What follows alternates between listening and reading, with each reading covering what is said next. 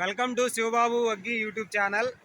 Beach టాక్స్కి స్వాగతం. ఈరోజు టాపిక్ వచ్చేసరికి మనకి మొట్టమొదటి ఖోఖో వరల్డ్ కప్ అనేది దానికి హోస్ట్ చేసింది ఇండియా. అంటే ఖోఖోకి వరల్డ్ కప్ అనేది నిర్వహించడం చరిత్రలో ఇదే మొదటిసారి.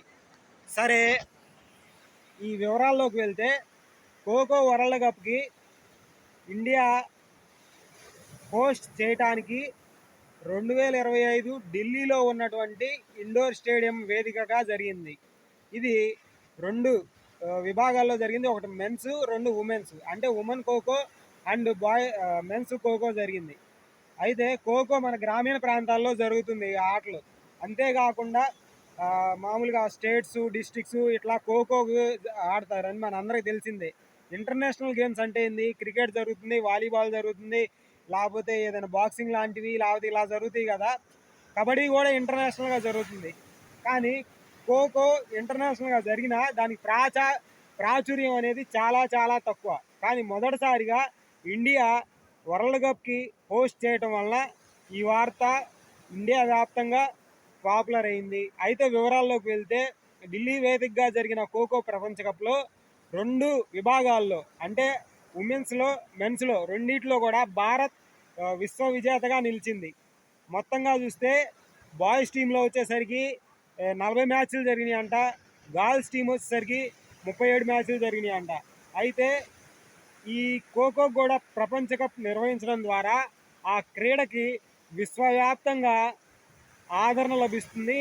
అంతేకాకుండా ఎప్పుడు ఫుట్బాలు, క్రికెటు, రెజ్లింగు, లేకపోతే ఇట్లా కార్ రేసింగ్లు ఇలాంటివే కాకుండా మిగతా క్రీడలకి ఇప్పుడు ఖోఖో ఉంది. భారతదేశంలో చాలా ప్రాంతాల్లో, మరీ ముఖ్యంగా చాలా స్కూల్స్లో కూడా ఖోఖోకి ఆదరణ చాలా ఎక్కువగా ఉంది. కానీ దాన్ని ఆర్థికంగా పుంజుకునే విధంగా ఎక్కడా లేదు. కబడ్డీకి వచ్చేసరికి కబడ్డీ ప్రీమియర్ లీగ్ ఉండటం వల్ల ఆ కబడ్డీ నేర్చుకున్న క్రీడాకారులకి ఎంతో కొంత సెటిల్ అవడానికి, లైఫ్లో ముందుకెళ్ళడానికి ఛాన్స్ ఉంది. ఇప్పుడు ఈ ప్రపంచ కప్ నిర్వహించడం వల్ల ఖోఖో ఆడే ప్లేయర్లందరికీ ఒక వరంలాగా లభిస్తుంది. ఎందుకంటే ముందు రోజుల్లో ఖోఖో కూడా లీగు, కబడ్డీ ప్రీమియర్ లీగ్ లాగే ఖోఖో లీగ్ కూడా ఇంట్రడ్యూస్ అయ్యే అవకాశం ఉంది. సరే, ఇండియా రెండిట్లో విజేతగా నిలిచింది కదా. ఉమెన్స్ టీం వచ్చేసరికి నేపాల్ వచ్చేసరికి రన్నరప్గా నిలిచిందంట. నేపాల్ వచ్చేసరికి అటు విచిత్రమైన పరిస్థితి ఏంటంటే బాయ్స్లోనూ విన్నరు ఇండియానే, గర్ల్స్లోనూ విన్నరు ఇండియానే. అదేవిధంగా రన్నరప్లు రెండు ఉమెన్స్, బాయ్స్ రెండింటిలో కూడా రన్నరప్ నేపాలే కావటం దీంట్లో ప్రత్యేకత. అయితే ఉమెన్స్లో వచ్చేసరికి 78-40తో మనోళ్ళు ముందంజలో ఉంటే, గర్ల్స్లో వచ్చేసరికి 58-30 లాగుంది స్కోరు. సరే, ఆ టెర్మినాలజీ, ఖోఖో టెర్మినాలజీ పూర్తిగా మనకు తెలియదు కాబట్టి ఆ వివరాల్లోకి పూర్తిగా వెళ్ళట్లేదు. ఖోఖో వచ్చేసరికి మనకు తెలిసిందే, 2 పోల్స్ ఉంటాయి, మధ్యలో ఉండే రైడింగ్, డిఫెండింగ్ అని 2 ఉంటాయి. చిన్నప్పుడు అందరూ ఆడే ఆటే. అయితే మొదటిసారిగా ఇండియా విజేతగా నిలవడంతో ఈ ఖోఖో వచ్చేసరికి 23 దేశాల టీంలు వచ్చేసరికి దీంట్లో పార్టిసిపేట్ చేశాయని తెలిసింది.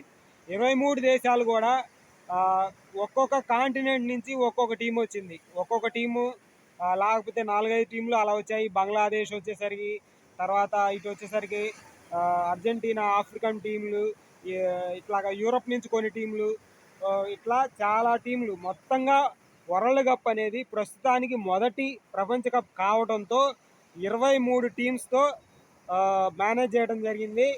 ముందు ఈ ఖోఖో కూడా మంచి ఆదరణ లభించాలని, ఖోఖో ప్లేయర్స్కి మంచి ఈ అవకాశాలు లభించాలని కోరుకుందాము. ఇది ఈరోజు మన బీచ్ టాక్స్. ఖోఖో గురించి మీకు కూడా ఇంకేదైనా అడిషనల్ వివరాలు తెలిస్తే యాడ్ చేయండి.